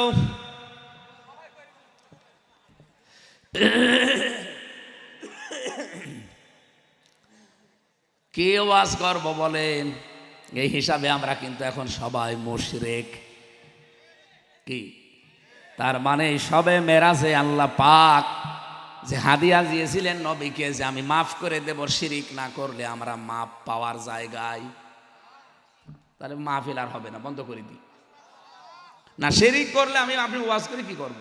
সিদ্ধান্ত আজকে এই চার দেওয়ালের মাঝে না, এই সামিয়ানার নিচে নেওয়া লাগবে যে জীবনে যতদিন আছি আল্লাহর আইন বাদ দিয়ে মানুষের আইনের পক্ষে আমি আর নেই। কারা পারবেন সিদ্ধান্ত নিতে? তারা হাত তোলেন। আন্দাজে হাত তুলবেন না। দেখেন হাত তোলেনি অনেকে, ওই যে দেখেন হাত তোলেনি, দেখলেন? আমি জানি যে ওরা মুশরিক। হ্যাঁ আলহামদুলিল্লাহ ভাই, যা দেবেন পরে মোনাজাতের সময়। হ্যাঁ ঠিক আছে। আমার মনে হয় এত বাংলা ভাষায় খোলামেলা বলার পরেও যদি কেউ না বোঝার ভান করে থাকেন, কেউ রাগ করেন, ওর ভেতরে আবু সেহেলের রক্ত আছে। এর চাইতে আর কি বলা যায় স্যার বলেন তো? এর চাইতে বাংলা কোন ভাষা আছে সে ভাষায় বলেন, আমি ওই ভাষায় বলছি। এত সহজ করে বলার পরও আপনার রাগ হয়। আমার মনে হয় আপনি মানুষ না, বিবেকের ওপরে আপনার এই কুকুরে প্রসাব করছে। আপনার কপাল আর হেদায়েত নেই। আমির হামজারে হবে না, আপনারে এখন বাকারি শরীফ লাগবে। কোরআন শরীফ বুখারী শরীফ দিতে বলছি, কিছুই হচ্ছে না। কি শরীফ লাগবে? আর বাকারি শরীফ আমাদের সাথেও আছে। যারা আমার সাথে আছে সব বাকারি শরীফ হাতে। ওইটা এবার নেব, আর একটা করে দাঁড় করাবো, পেছনে দেব। আসেন, ওয়াজ আর হবে না। এটাই শিরিক মুক্ত জীবন না গঠন করলে এই সবে মেরাজে আপনি মাপ পাবেন না। আশা করছি আপনার বিবেকের দরজায় একটু ধাক্কা লাগবে। এরপরও যদি না লাগতে চায়, ওই আবু জেহেলের মতো খতম হয়ে গেছে। মানে হেদায়েত তো আর আমার হাতে নেই, আছে আমার হাতে। কি আছে? ফাইন্নামা আলাইকাল বালাগ ওয়া আলাইনাল হিসাব। সূরা রদের 39 নম্বর আয়াত। হে নবী, আপনার দায়িত্ব হচ্ছে পৌঁছিয়ে দেওয়া, হিসাব নেওয়ার দায়িত্ব আপনার না। কার? এই জন্য আমি একেবারে যেইটা জানি সঠিকভাবে পৌঁছিয়ে দিলাম যে এটা করলে শিরিক হয়। এরপর আপনি এখন যা করেন করেন। 120 প্রকার এরকম আছে, সবগুলো আমি বলতে চাচ্ছি না। আমি এটা লিখেছি, আমি যা বলি তাই লিখি। এটার ভেতরে এই তথ্যগুলো আছে। সৃষ্টি জগৎ নিয়ে লিখা, মেরাজ কিভাবে হয়েছিল, কি কি শিক্ষা পেয়েছিল, এই কথাগুলো এখানে লিখা আছে। যদি পারেন এখান থেকে পরে নিয়ে যান। আমি আগে আলোচনা শেষ করি নাকি মোনাজাত করে দেব? 1 ঘন্টা সময় নিয়েছিলাম, 1 ঘন্টা হয়ে গেছে, বার করে আর কিছুক্ষণ চালাবো। 3 নম্বরে হাদিয়া আল্লাহ পাক দিচ্ছেন। দেখেন তো হাদিয়া আপনি নিতে পারেন কিনা। সূরা বাকারা ওই শেষ 2টা আয়াত আল্লাহ বলেন, হে নবী, এই 2 আয়াত আমি কোন নবীকে এই হাদিয়া দেইনি, আপনাকে দিলাম। কিভাবে ঈমান আনতে হবে সেই পদ্ধতি আপনাকে আমি আজকে শিখালাম। কিভাবে আমার কাছে গুনাহ মাফ চাওয়া লাগবে সেই পদ্ধতি আপনাকে আমি শিখালাম। আপনি উম্মতদেরকে এভাবে বলবেন। 3 নম্বরে কাফেরদের উপর কি করে বিজয়ী হওয়া লাগবে এই কথাগুলো আপনি উম্মতদেরকে শিক্ষা দেবেন। এই 2 আয়াতের ভেতরে এই 3টা বিষয়ে আলোচনা আছে। ঈমান আনার পদ্ধতি, এটা আমি একটা বই লিখেছি ঈমান আনার পদ্ধতি নিয়ে। 2 নম্বরে কিভাবে মাফ চাবেন আল্লাহর কাছে। রব্বানা লা তুআখিযনা ইন নাসিনা আও আখতানা। হে আমাদের রব, আমরা যে কাজ ভুলে করি নাই অথবা করতে গিয়ে ভুল হয়ে গেছে, দুইটাই মাপ চাই। আমাদেরকে আপনি পাকড়াও করবেন না, ধরবেন না। কিভাবে মাপ চাবেন আপনি দেখলেন? এদিকে তাকান। মাপ চাওয়ার পদ্ধতি আল্লাহ শিখিয়েছেন। এখানে নিসিয়ান এবং খাতায়া দুইটা শব্দ আছে। এ আল্লাহ, আপনি আমাদেরকে যে কাজ আমরা ভুলে করতে পারি নাই ওই বিষয়ে ধরবেন না, আর যেটা আমরা করতে গিয়ে ওই কাজটা ভুল হয়ে গেছে, এই দুইটা বিষয়ে আমাদেরকে আপনি মাফ করে দেন। আমার মনে হয় এরকম সুন্দর ভাষা আমার আল্লাহ শিখিয়েছেন, আমাদের এই ভাষায় যদি মোনাজাত করতে পারতাম আল্লাহ আমাদেরকে ফেলে দিত না। আপনি দেখবেন ঈদের দিন সবাইকে মানুষ কিন্তু টাকা দেয় না, ভাষার কথার অলংকার লাগে। এমন কথা আপনি বলবেন ঈদের দিন গেটের সামনে দাঁড়িয়ে ঈদগায়, আপনার মুখের ভাষা শুনে মানুষের মন দিল গলে যাবে। সবাই তো, কত মানুষ ভিক্ষা করছে, একজন অন্ধ সেও ভিক্ষা করছে, সে গেটের সামনে দাঁড়িয়ে কিন্তু ভিক্ষা কারো কাছে চাই না, ও শুধু বলছে আজকে ঈদের দিন আমি কিছু দেখতে পাচ্ছি না। কি বলছে? আজকে ঈদের দিন অথচ আমি কিছু দেখতে পাচ্ছি না। মানুষের দিল মন সব ওই দিকে ঝুঁকবে। আহারে কি কথা, ঈদের দিন সবাই আনন্দে আছে, আরো কিছু দেখতেই পাচ্ছে না। মানুষ কিছু না হলে কিছু তারা দেবে, টাকা পয়সা সবার যাতে সে বেশি পাবে। আপনি এমন ভাবে আল্লাহর কাছে এই শব্দগুলো বুঝে বুঝে যখন পড়বেন, হযরত আইয়ুব আলাইহিস সালাম তিনি কিন্তু বলেননি আল্লাহ আমি 18 বছর অসুস্থ, আমার সুস্থ করে দাও। তিনি বলেছিলেন আন্নী মাসানি আদ-দুরর ওয়া আনতা আরহামুর রাহিমিন। আমি তো অসুস্থ কিন্তু তুমি তো রহমানুর রহিম। উনি বলেননি আল্লাহ আমার রোগ ভালো করে দেন। এই জন্য কীভাবে মাফ চাওয়া লাগে এই পদ্ধতিগুলো আল্লাহ আয়াতের ভেতরে আমাদের শিখিয়েছেন। এবং কাফেরদের প্রতি কি করে বিজয়ী হওয়া লাগে, আজ ওরা যে চতুর্মুখী ষড়যন্ত্র করছে দেশে বিদেশে, এদের এই চক্রান্তের জবাব কিভাবে দেওয়া লাগে আল্লাহ সূরা বাকারার এই শেষের দিকে আমাদেরকে জানিয়েছেন। আজ যেহেতু ষড়যন্ত্র চলছে ইসলাম নিয়ে, আলেমদেরকে নিয়ে, আমার মনে হয় সূরা বাকারার এই শেষের শব্দগুলো এখন আমাদের স্থান কাল পাত্র ভেদে অ্যাপ্লাই করা দরকার। আহ্বান জানাবো যারা পারেন আপনি দেখবেন, ওয়াফু আন্না ওয়াগফির লানা ওয়ারহামনা আনতা মাওলানা ফানসুরনা আলাল কওমিল কাফিরিন। এখানে পদ্ধতিগুলো দেওয়া আছে, আমি বিস্তারিত দলিল দিতে পারছি না কারণ আমার এখনো শেষ হয়নি। এই পদ্ধতিতে এগিয়ে গেলে কাফেরদের প্রতি বিজয়ী হওয়া যাবে। আল্লাহ আমাদেরকে এই পদ্ধতি অনুসরণ করে সামনের দিনগুলো পার করার তৌফিক দেন। সূরা তাহা 135টা আয়াত আছে, মাত্র 2টা আয়াত পড়েছি, 55-56, যেটা আমরা মাটি দেওয়ার দোয়া মনে করে চালিয়ে দেই না, এটা মাটি দেওয়ার দোয়া না। যদিও আমরা মাটি দেওয়ার সময় এটা পড়ি, অনেকে পড়ে, আমি নিষেধ করছি না, পড়েন, কিন্তু এখান থেকে আল্লাহ একটা শিক্ষা দিতে চান। সূরা তাহা এটা আল্লাহর নবীর একটা নাম, রব্বুল আলামিন তার মাধ্যমে আমাদেরকে জানিয়েছেন মিনহা খালাকনাকুম, এই মাটি দিয়ে আল্লাহ তোমাদেরকে বানিয়েছেন। বলেন তো আমাদেরকে আল্লাহ বানিয়েছেন কি দিয়ে? সরাসরি আমরা মাটির তৈরি না, আমরা মাটির নির্যাস দিয়ে তৈরি। মাটি দিয়ে সরাসরি বানিয়েছেন আল্লাহ শুধু একজনকে, হযরতে আদম আলাইহিস সালাম। এই পৃথিবীর জমিন থেকে মাটি নিয়েছিল ফেরেশতা আজরাইল এক মোট, তার এই এক খামসা মাটির ভেতরে ছিল দুনিয়ার হিসাবে প্রায় 40 মণ। ওইটা দিয়ে ফেরেশতারাই বডি বানিয়েছে। আদম আলাইহিস সালামের 60 হাত লম্বা, 60 গজ, 120 হাত লম্বা, 36 হাত মোটা, কিন্তু মাথা বানায়নি, শুধু বডি। এত বড় বিশাল বডি পড়ে আছে। আল্লাহ পাক বলেন এই মাথাটা, এই মুখটা আমি ফেরেশতাদের হাতে দেইনি, এটা আমি আল্লাহ আমার নিজের হাতে বানিয়েছি। লাকাদ খালাকনাল ইনসানা ফি আহসানি তাকওয়িম, অবশ্যই আমি আল্লাহ মানুষ বানিয়েছি সবচাইতে সুন্দর আকৃতি দিয়ে। এতটুকু বলে আল্লাহ শেষ করেননি, এর পরেরটা দেখেন তো, সুম্মা রাদাদনাহু আসফালা সাফিলিন। কিন্তু এই মানুষ যখন তার বিবেকটা কাজে লাগায় না, একে আমি আল্লাহ এত নিচে নামিয়ে দেয় যে পশু পাখিও এত নিচে নামে না। আজ বাংলাদেশে এটা সবচাইতে গুরুত্বপূর্ণ কথা। দেখেন, মানুষ নিজের নিয়ে চিন্তা না করে অন্যের পেছনে লেগে থাকতে থাকতে, তার চরিত্র হনন করতে, তার পেছনে মিথ্যা তহমত লাগাতে, তার পেছনে মিথ্যা কথা বলতে এত নিচে নামে যে কুকুরও অত নিচে নামে না। কথা বলেন না কেন?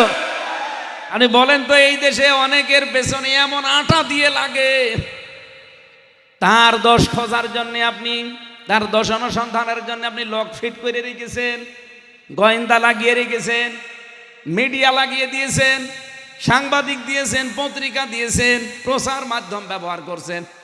আল্লাহ পাক নবীজির মাধ্যমে জানিয়েছেন, কোন মানুষের একটা দোষ যদি গোপন করে রাখো, জানার পর কিয়ামতে আল্লাহ তোমার ৭০টা দোষ গোপন করে রাখবে।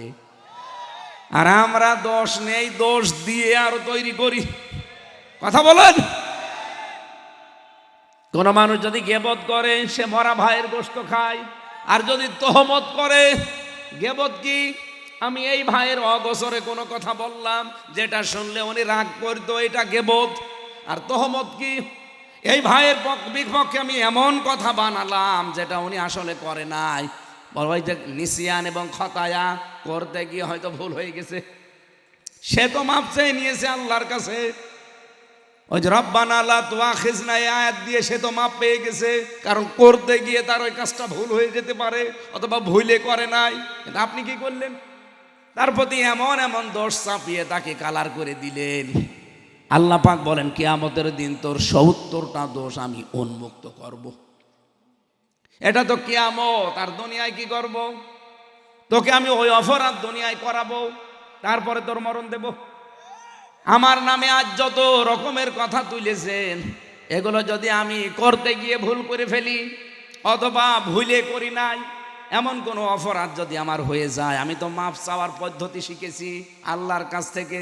আমি মাপ চেয়ে নেব, আশা করছি আল্লাহ গোলাম হিসাবে মাফ করে দেবে। কিন্তু আপনি কি করলেন? আপনি এমন এমন দোষ চাপিয়ে আমারে কালার করে দিলেন জাতির সামনে। আপনাকে দিয়ে আল্লাহ এই অপরাধ দুনিয়ায় করাবে। আমারে আজ যারা জারজ সন্তান বলে গালি দিচ্ছেন, কুকুরের বাচ্চা বলছেন, আমার মনে হয় আমি যদি জারজ সন্তান না হই, আপনি অবশ্যই জারজ। আপনাকে দিয়ে এই গুনাহ আল্লাহ মাস্ট বি করাবে। এত নিচে মানুষ নামে কি করে? ক্ষমতার জন্য, চেয়ারের জন্য, টাকা পয়সার জন্য, দুনিয়ায় প্রভাব প্রতিপত্তির জন্য, নাম কামের জন্য একজনের পেছনে মানুষ এত নিচে নামে। আল্লাহর জন্য আসফালা সাফিলিন দিয়েছে, যে মানুষ তো বানালাম সুন্দর করে, কিন্তু এত নিচে নেমেছে কি করে যে কুকুর পর্যন্ত অত নিচে নামে না। এত নিচে মানুষ বাংলাদেশে নেমেছে বলেন যে লাশের ওপরে ড্যান্স দিয়েছে, পাথর দিয়ে মানুষকে হত্যা করে ওই লাশের ওপর আবার নাচতেছে। এটা বাংলাদেশে না ভারতে? বলেন বলুন। আমি একবার সিরাজগঞ্জ থেকে আসছিলাম, তখন গাড়ি ছিল না, বাসে আসতাম। ড্রাইভারের পেছনে বসে আছি, হঠাৎ ড্রাইভার সাহেব রাস্তা চলছে, বাম দিয়ে গাড়ি চালিয়ে দিল। গাড়ি ঝাঁকি দিয়েছে। ড্রাইভারকে বললাম, ভাই আপনি এইরকম গাড়ি চালান, এখন তো অ্যাক্সিডেন্ট হয়ে যেত। আমারে বলছে, হুজুর দেখেন না একটা মরা কুকুর পড়ে আছে, আমি ডবল করে ওর গার উপর দিয়ে চাকা চালিয়ে দেব, আমার বিবেক নেই? হ্যাঁ। জিজ্ঞাসা করলাম, ওটা তো মরা কুকুর, ওকে মেরে ফেললে কি আর না মারলে কি তো মরেই গেছে। আমার দিকে তাকিয়ে বলছে, হুজুর আপনি কি আসলেই হুজুর? আপনি কেমন হুজুর? আপনি দেখছেন তো একটা মরা জিনিস, আমি ডবল করে এবার মারবো, আমার বিবেক মরে গেছে? হ্যাঁ। এই কথাটা শোনার জন্য আমি ছিলাম। আপনার নাম কি? ও বলছে সুব্রত। তার মানে বুঝলাম যে লোকটা হিন্দু। ওনার মেয়ে ওই দিন পিঠের উপরে থাবা দিয়ে বলেছিলাম যে দাদা আপনার ইমান নেই কিন্তু বিবেক আছে। কি কথা বলছে না কেন? আপনার ইমান নেই কিন্তু বিবেক আছে, যে মরা জিনিস ডবল করে মারা যায় না। কিন্তু এই বাংলাদেশে বহু মানুষ ইমানও আছে, বিবেক নেই। যে মানুষগুলো লাঠি লঘি বইটা দিয়ে হত্যা করার পরে ওর উপরে ড্যান্স দিয়েছিল, ওরা কোনো হিন্দু, কোনো খ্রিস্টান, কোনো বৌদ্ধ, কি তার মুসলমান হলে তার ইমান আছে, কিন্তু কি নেই। আল্লাহ বলেন সুম্মা রাদাদনাহু আসফালা সাফিলিন, এত নিচে তোরে আমি নামিয়েছি যে কুকুরও অত নিচে নামে নাই। এজন্য আশা করবো অন্যের ওপরে তহমত দেওয়ার এই গুনাহ মুক্ত হন, নয়তো আপনি কিন্তু বিপদে পড়বেন। আপনি হয়তো জানেন না, এই জন্য আপনাকে জানালাম। এরপরেও যদি দুনিয়ার প্রেমে অন্ধ হয়ে এরকম মানুষের পেছনে দোষ চাপাতেই থাকেন, একটু চোখ বন্ধ করে দেখেন ফেরেশতারা কি করে আপনার মুগুর দিয়ে পিটায়। বিশ্বাস না করলে যে সমস্ত কবরে আযাব হয় মাঝে মাঝে আমাদেরকে আল্লাহ দেখিয়ে দেয় না? আল্লাহ আমাদেরকে বানিয়েছেন মাটির নির্যাস দিয়ে। এখানে বিজ্ঞান ভিত্তিক কিছু কথা ছিল, রাত বেশি হয়ে যাচ্ছে এই জন্য আর বলতে পারছি না, কারণ আমার খাবার খাওয়া লাগবে।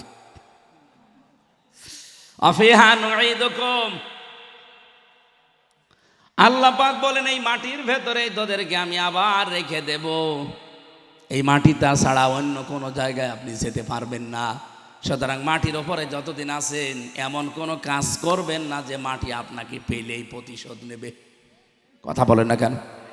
মাটি কিন্তু প্রতিশোধ নেবে না, নেবে না, এমন ভাবে চাপ দেবে এই পাশের হাড় এই পাশে চলে যাবে। আমিনহা নুখরিজুকুম তারাতান উখরা, এই মাটি থেকে কিয়ামতে তোরে হাজির হওয়া লাগবে আল্লাহর কাছে।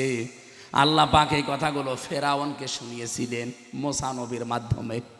ফেরাউন শোনার পরে কি বলেছিল? ওয়ালাকাদ আরাইনাহু আয়াতিনা কুল্লাহা ফাকাযযাবা ওয়া আবা। মানুষের তৈরির এই সিস্টেমগুলো আল্লাহ তাকে স্মরণ করিয়ে তার মুখী হওয়ার জন্য বললেন। আল্লাহ পাক বলেন ফেরাউন কথাগুলো শোনার পরে ও বলেছে কুল্লাহা ফাকাযযাবা, সব অস্বীকার করলাম, মিথ্যা মনে করলাম, ওয়া আবা, এবং মুখ ফিরিয়ে নিলাম। এরকম ফেরাউন তো বাংলাদেশে এখন নেই। এই দৌলতপুরে আছে, আমি জানি, আমি নাম নিলাম না। ওদেরকে কোরআন শরীফের ওয়াজ করি না, আল্লাহর নিদর্শনগুলো দেখিয়ে না, যদি কোরআন গুলিয়ে খাওয়ান তারপর ওই ফেরাউনের মতো বলবে যে শুনলাম, দেখলাম, বুঝলাম, কিন্তু মানলাম না। আল্লাহ এরকম চরিত্র আমাদের যেন কাউকে না দেন, বলেন আমিন। মা বোন যারা এসেছেন স্বামীর জায়েজ আনুগত্যগুলো করে চলবেন। 5 ওয়াক্ত নামাজ জামাতের সাথে তো এই পড়ার নিয়ম নিয়ে দেশে, সৌদি আরব হলে হয়তো যত পারেন গোপনে পড়ে নিয়েন। রোজা আসতে সামনে সে রোজা রাখবেন এবং নিজের ইজ্জতটাকে হেফাজতে রাখবেন, অবৈধ কোনো কাজে ব্যয় করবেন না। এই 4টা কাজ যদি দুনিয়ায় থাকে মেয়েদের, আমি আবার বলছি, প্রথম নাম্বারে স্বামীর কথা বললাম কেন? কারণ অনেক স্বামীর আদেশ অনেকে অবৈধটা মানতে চায়। স্বামী বলে দেখো আমি যা বলছি এ জায়েজ হোক না জায়েজ হোক, না মানলে তুমি জান্নাতে যেতে পারবা না, এরকম ভয় দেখায় না? বলেন বলেন। সামনে আমাদের যে বিশাল একটা পরীক্ষা আসতেছে, এই পরীক্ষায় অবতীর্ণ হয়ে যদি কোনো স্বামী অবৈধ জায়গায় আপনাকে রায় দিতে বলে, না, স্বামীর ওই অবৈধ রায় মানা যাবে না। এমন জায়গায় রায় দেবেন যার দ্বারা এই দেশের কাজ হবে, মানবতার কাজ হবে, আল্লাহর কাজ হবে, সে যদি আপনার আত্মীয় নাও হয়। এই জন্য স্বামীর আনুগত্য চলবে অতটুকু যতটুকু জায়েজ। আল্লাহ আমাদেরকে এই 4টা গুণ মেয়েদের অর্জন করার তৌফিক দিন। এই বইটা যাওয়ার সময় অবশ্যই নিয়েন, যারা শিক্ষিত মানুষ আছেন কাজে লাগবে, বাড়িতে যেয়ে রেখে দেবেন, পড়লে কাজে। এই স্টেজে আছে কয়েকটা, এখান থেকে নিয়ে যান। আল্লাহুম্মা আমিন।